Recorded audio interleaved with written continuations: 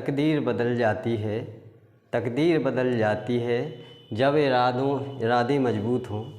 तकदीर बदल जाती है जब इरादे मजबूत हों, वरना ज़िंदगी बीत जाती है, वरना ज़िंदगी बीत जाती है, वरना ज़िंदगी बीत जाती है किस्मत को दोस्त देने में। धन्यवाद। तो देखिए, आज हम फिर से एक टॉपिक लेकर आए हैं। तो आप लोगों के लिए मैं इतनी मेहनत से आपकी क्लास लेता हूँ, तो आप लोगों का भी कुछ फ़र्ज़ बनता है कि आप लोग एक लाइक और सब्सक्राइब ज़रूर करें और अपने मित्रों को वीडियो है उसको शेयर करें। तो आप लोग देखें, आपको वीडियो अच्छा लगे तो आप लोग सब्सक्राइब ज़रूर करें, लाइक करें और अपने मित्रों को भी बताएं। तो देखिए, आज हम लेकर आए हैं एक क्लास 12th का चैप्टर 4, क्लास 12 चैप्टर 4 में है रासायनिक बलगतिकी, केमिकल काइनेटिक्स। तो देखिए, इसके अंतर्गत हम कुछ जो रासायनिक अभिक्रियाएं हैं उनका अध्ययन करते हैं। तो पहले हम ये जानते हैं कि रासायनिक रासायनिक बलगतिकी आखिर होती क्या है। तो रासायनिक बलगतिकी की जो डेफिनेशन, इसके बाद इसके अंतर्गत कौन कौन सी अभिक्रियाएं होती हैं, तो उनका हम बारी बारी से फिर एग्जाम्पल के थ्रू उनकी क्रियाएं देखेंगे। तो पहले हम उसकी डेफिनेशन देखते हैं। तो आइए हम देखते हैं कि रासायनिक बलगतिकी है वो क्या होती है। भौतिक रसायन की यानी फिजिकल केमिस्ट्री की वह शाखा जिसके अंतर्गत रासायनिक अभिक्रियाओं के वेग मतलब या दर कह सकते हैं, वेग तथा क्रियाविधि का अध्ययन किया जाता है, उसे हम क्या कहते हैं, रासायनिक बलगतिकी कहते हैं, यानी केमिकल काइनेटिक्स कहते हैं। तो हम इसको बहुत ही सिंपल तरीके से समझेंगे एग्जाम्पल के थ्रू। तो पहले हम डेफिनेशन देखें। तो इसमें जो रासायनिक अभिक्रियाओं को वेग के आधार पर, जो रासायनिक बलगतिकी है, इसमें जो क्रियाएं होती हैं उनको, उन क्रियाओं को वेग के आधार पर 3 भागों में बांटा गया है। कितने भागों में? 3 भागों में बांटा गया है। पहली अभिक्रिया है जिसको हम कहेंगे तीव्र अभिक्रिया या फास्ट रिएक्शन। क्या कहेंगे? Fast reaction. तो फास्ट रिएक्शन वो रिएक्शन होती हैं जिसमें वे रासायनिक अभिक्रियाएं जो अत्यंत तीव्र गति से होती हैं यानी फास्ट होती हैं, उन्हें हम क्या कहते हैं? तीव्र अभिक्रियाएं कहते हैं। और यह अभिक्रियाएं आयनिक यौगिकों में होती हैं, और इन्हें क्या कह सकते हैं हम? आयनिक अभिक्रिया भी कह सकते हैं, क्योंकि यह आयनिक यौगिकों में संपन्न होती हैं और ये बहुत ही तीव्र गति से क्या होती हैं? संपन्न हो जाती हैं। कुछ ही सेकंड से भी कम समय लगता है, 1 पिको सेकंड से भी कम समय लगता है इनको पूर्ण होने में। तो इसके बाद हम इनके एग्जाम्पल देखेंगे और इनकी क्रियाएं देखेंगे। दूसरी जो क्रिया है वो है मंद अभिक्रिया, जिसको हम कहते हैं स्लो रिएक्शन। क्या कहते हैं? Slow reaction. तो वे अभिक्रियाएं जो अति मंद वेग से संपन्न होती हैं, यानी जो बहुत धीमी गति से होती हैं, उन्हें हम क्या कहते हैं? स्लो रिएक्शन कहते हैं। और इनमें कुछ दिनों का भी समय लग सकता है, महीनों का भी लग सकता है और वर्ष का भी समय लग सकता है। यानी इस प्रकार से बहुत ही लंबे समय तक होने वाली अभिक्रियाएं होती हैं, इसलिए इनको क्या कहते हैं? स्लो रिएक्शन, मंद अभिक्रियाएं कहते हैं। जिस प्रकार से एग्जाम्पल में मान लीजिए जैसे लोहे में जंग लगना, कमरे के ताप पर कार्बन एवं ऑक्सीजन की क्रिया, ठीक है। और जो पहली थी तीव्र अभिक्रिया, इसमें थी क्या? जैसे बेरियम क्लोराइड व सल्फ्यूरिक अम्ल की क्रिया, और सिल्वर नाइट्रेट व सोडियम क्लोराइड की क्रिया। ठीक है, अब आती है आपकी तीसरी अभिक्रिया। तीसरी अभिक्रिया मध्यम अभिक्रिया, इसको बोलते हैं मॉडरेट रिएक्शन। यानी या ना तो ये कैसी होती है, ज़्यादा तीव्र गति से होती हैं और ना ही ये मंद गति से होती हैं। इनका जो वेग है ये कैसा होता है, मध्यम होता है। तो वे अभिक्रियाएं जो ना तो तीव्र होती हैं और ना ही मंद होती हैं, इनकी गति मध्यम होती है। इन्हें क्या कहते हैं हम, मॉडरेट रिएक्शन कहते हैं या मध्यम अभिक्रियाएं कहते हैं। जैसे एस्टर का जल अपघटन, हाइड्रोजन पेरोक्साइड का विघटन। तो इस प्रकार से हम इसको, अब हम इनके एग्जाम्पल देखेंगे। आप लोग जो इसकी डेफिनेशन है इसको आप कॉपी पर ऐड कर लें और फिर देखते हैं हम कि कैसे अभिक्रियाएं होती हैं।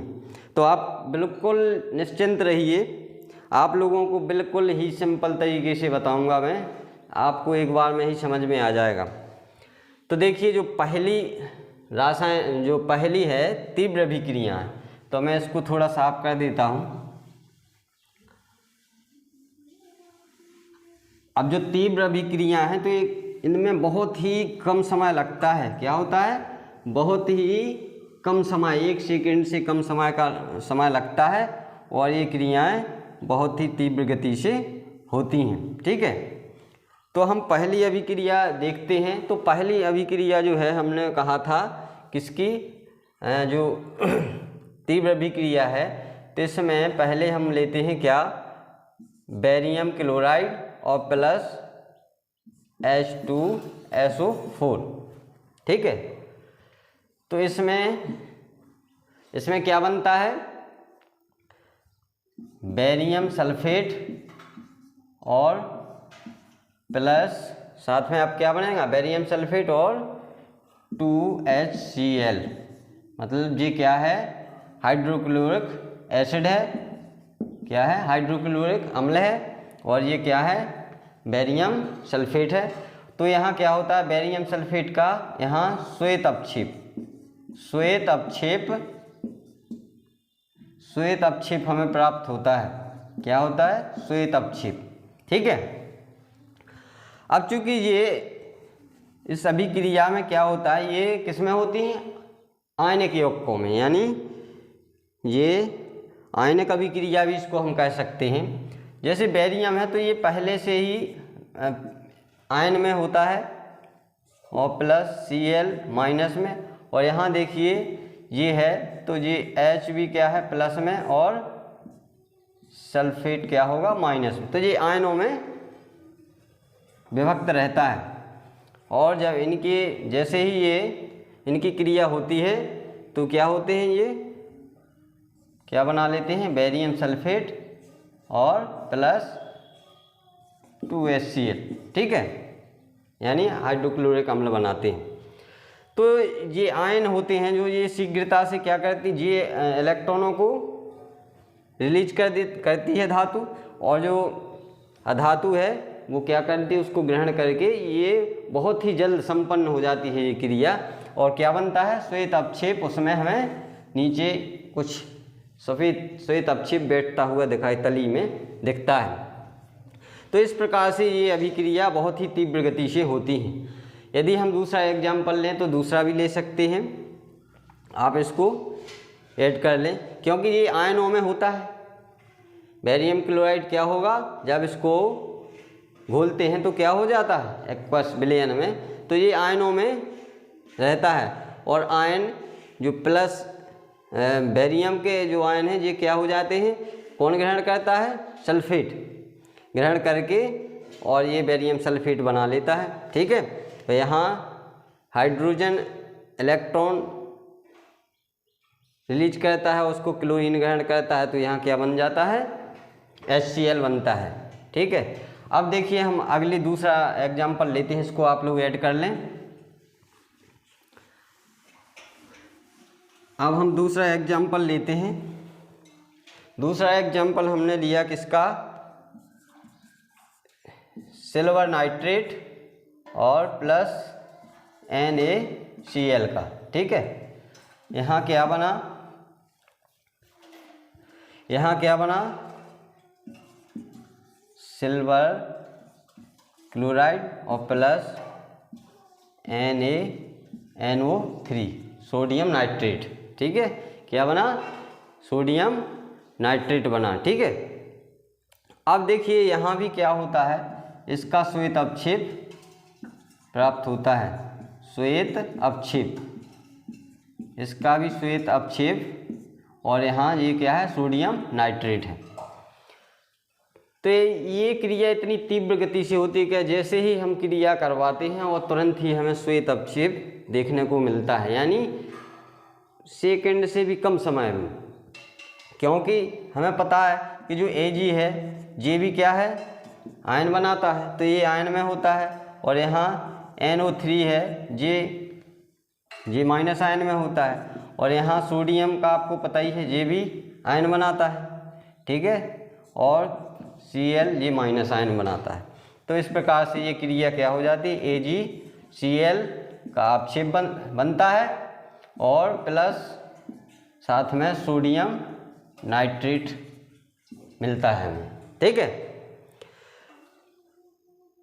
तो इसके बारे में आप पहले ही आयनों के बारे में पढ़ चुके हैं कि ये जिस पर प्लस चार्ज होता है ये क्या करता है, इलेक्ट्रॉन दाता होता है, डोनर होता है, और ये आपका जो नाइट्रेट है ये क्या है, ये ग्राही है, ये भी सोडियम क्या है, दाता है, और ये क्लोरीन भी क्या है, ग्रहण करता है।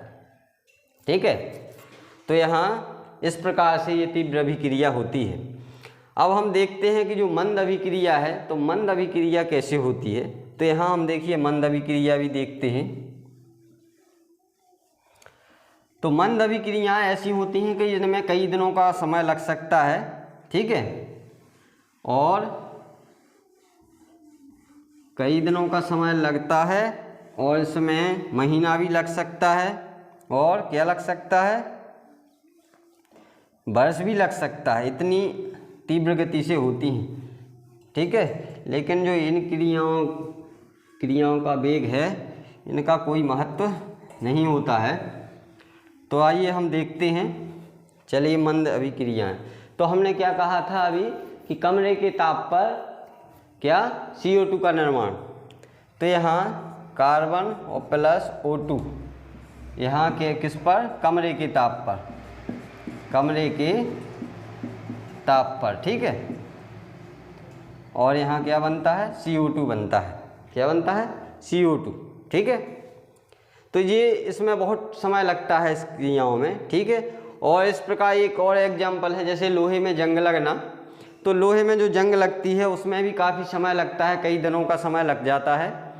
तो हम देखिए उस क्रिया को भी देखते हैं। जैसे मान लीजिए आयरन है और प्लस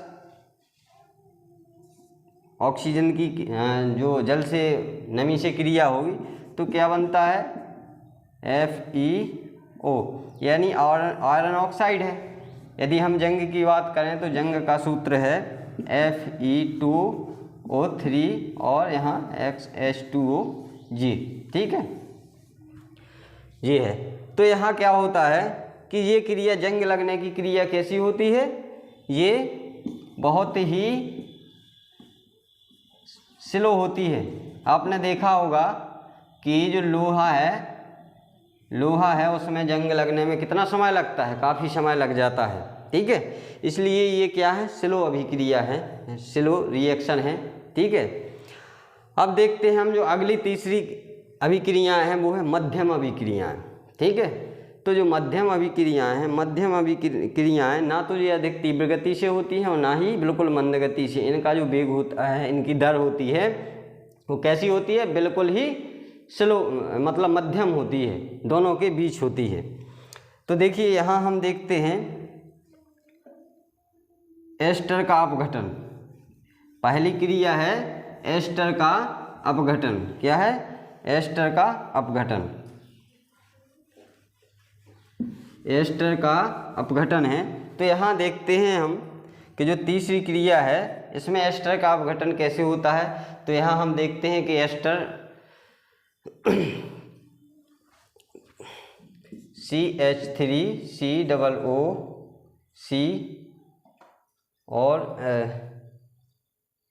C2H5, ठीक है। जी है, क्या है, CH3COO C2H5 और प्लस H2, ठीक है। क्या है ये, एस्टर का जल अपघटन यानी जल के साथ।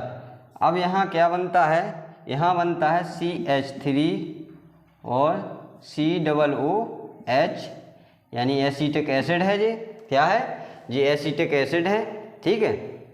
और फिर क्या बनेगा, C2H5OH, ठीक है। ये क्या है, ये है आपका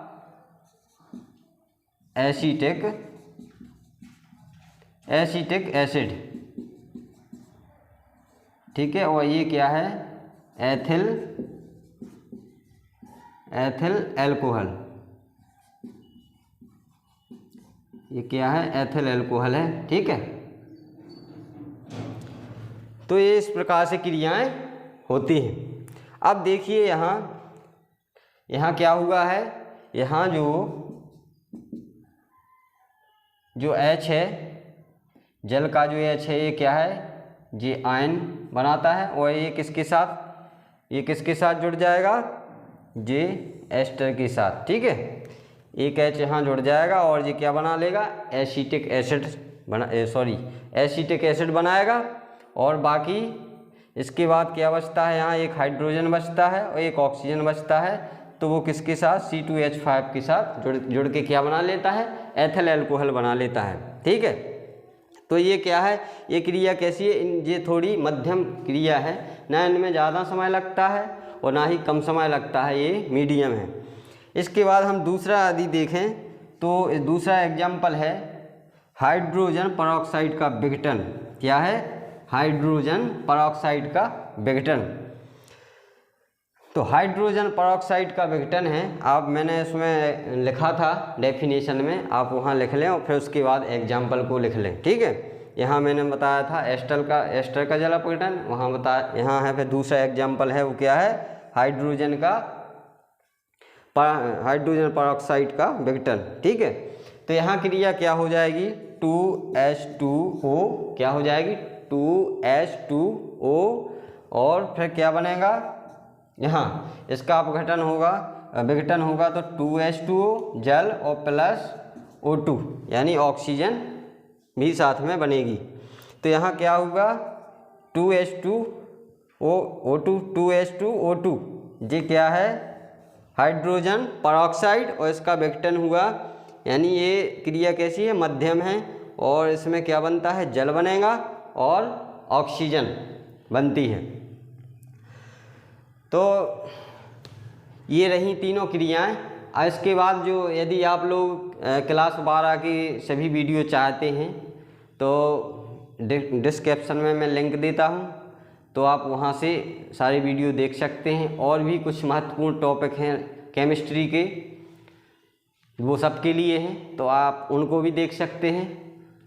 तो इस प्रकार से आप लोग इसको पढ़ें और कॉपी पर ऐड करें। और जो भी आपको समझ में ना आए तो आप मुझे कमेंट करें, और एक बार में समझ में ना आए तो वीडियो को दोबारा देखें, ठीक है।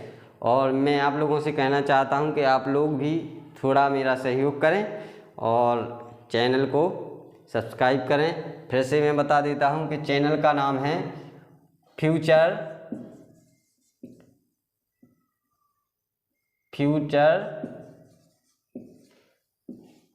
ऑनलाइन